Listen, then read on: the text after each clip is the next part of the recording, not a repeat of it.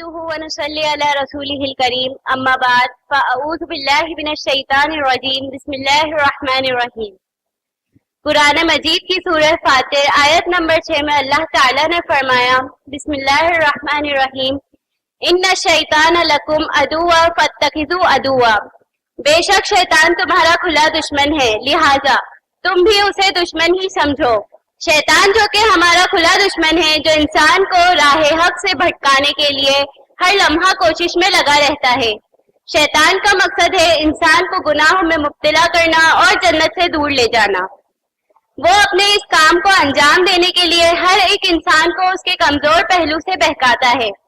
खास तौर पर औरत के मामले में शैतान कुछ खास चालाक तरीके इस्तेमाल करता है जिससे उनकी हया, अफ्त और ईमान को कमजोर कर सके।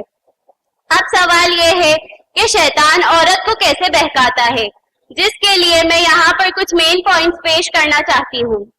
सबसे पहले तो शैतान औरत के दिल में ये ख्याल पैदा करता है कि पर्दा जरूरी नहीं, दिल साफ होना काफी है, लिबास से कोई फर्क नहीं पड़ता, नियत देखो। यूं आहिस्ता आहिस्ता औरत पर्दे, हया और सादगी से दूर होती जाती है। लेकिन याद रखें, प्यारे नबी करीम सल्लल्लाहु अलैहि वसल्लम ने फरमाया हया ईमान का हिस्सा है, सही बुखारी। दूसरा ये कि शैतान औरत को फैशन और दिखावे के जाल में फंसाता है। वो औरत के दिल में वसवसे डालता है कि सोशल मीडिया और प्लेटफॉर्म्स पर अच्छी तस्वीरें डालना कोई गलत बात नहीं। यही वो फरेब है जिससे रियाकारी, तकब्बुर और गैर महरमों की तवज्जो हासिल करने की आदत पैदा होती है और रफ्ता रफ्ता औरत का ईमान कमजोर होने लगता है। कुरान मजीद की सूरह असरा आयत नंबर 32 में अल्लाह ताला ने फरमाया बिस्मिल्लाहिर रहमानिर रहीम वला तक़रबुज़ ज़िना, जिना के करीब भी न जाओ। यानी सिर्फ अमल ही नहीं, उसके करीब जाने वाले रास्ते भी मना हैं। शैतान सबसे खतरनाक चाल यही खेलता है कि वो औरत को मोहब्बत और दोस्ती में उलझाता है। वो औरत को इस सोचने पर मजबूर करता है कि ये तो बस दोस्ती है, इसमें कोई बुराई नहीं, बातचीत से कोई फर्क नहीं पड़ता, दिल साफ होना काफी है। ऐसे ही छोटे छोटे कदम बड़े गुनाहों की तरफ ले जाते हैं। शैतान मर्द से नफरत पैदा करता है और वो औरत को ये सोचने पर मजबूर कर देता है कि वो किसी भी मर्द से कमतर है। और फिर इन्हीं सब बातों की वजह से एक औरत फेमिनिज्म का सफर अपना लेती है। फेमिनिज्म एक सोच, आइडियोलॉजी, फिलॉसफी और मूवमेंट है जो मर्दों और औरतों के दरमियान सियासी, सामाजिक और इक्तिसादी यानी इकोनॉमिक बराबरी का दावा करती है।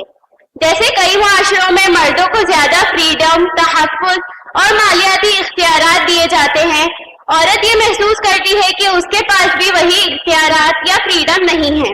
मुआशरे में औरत ये महसूस करती है कि वो भी उतनी ही मेहनत करती है, लेकिन मर्द को ज्यादा सराहा जाता है और यही सब बातें औरत के लिए खतरनाक होती जाती है। अब सवाल ये है कि जब फेमिनिज्म औरतों को उनके राइट ही प्रोवाइड कर रहा है, तो फिर वो हमारे लिए क्यों और कैसे खतरनाक हो सकती है और उसमें बुराई क्या है? क्योंकि फेमिनिज्म कहता है कि मर्द और औरत दोनों ही हर चीज में बराबर हैं, जबकि हमारा इस्लाम कहता है कि मर्द और औरत दोनों ही अपनी अपनी फितरत और रोल्स के मुताबिक मुख्तलिफ हैं, लेकिन दोनों मोहतरम हैं। फेमिनिज्म माँ बनने और घर चलाने को पीछे रहना समझता है, जबकि हमारे इस्लाम में तो इन रोल्स को बड़ी ही अहमियत और आला मकाम दिया गया है। फेमिनिज्म औरत को मर्द के मुकाबिल लाकर खड़ा कर देता है और फैमिली सिस्टम को तोड़ देता है। और एक औरत के लिए ये सब बातें तभी खतरनाक होती है जब वो अपने दीन की असल समझ नहीं रखती। याद रखें, इस्लाम ने औरत को तहफ़्फ़ुज़, मकाम, हर चीज अता फरमाई है, लेकिन उसकी फितरत के मुताबिक, ना कि वेस्टर्न स्टैंडर्ड्स के मुताबिक। शैतान का सबसे बड़ा धोखा यही है कि वो मर्द और औरत के दरमियान फसाद और बेइत्तेफाकी पैदा करे। इस्लाम हमें सिखाता है हुकूक, मकाम और तहफ़्फ़ुज़ सिर्फ अल्लाह के बताए गए कवानीन पर चलने से मिल सकते हैं। इस्लाम हमें सिखाता है कि मर्द और औरत दोनों ही अल्लाह की हिदायत के मुताबिक अपना अपना किरदार निभाएं। इत्तेहाद, हया, अदल और अदब, यही शैतान के धोखों का सबसे बड़ा जवाब है।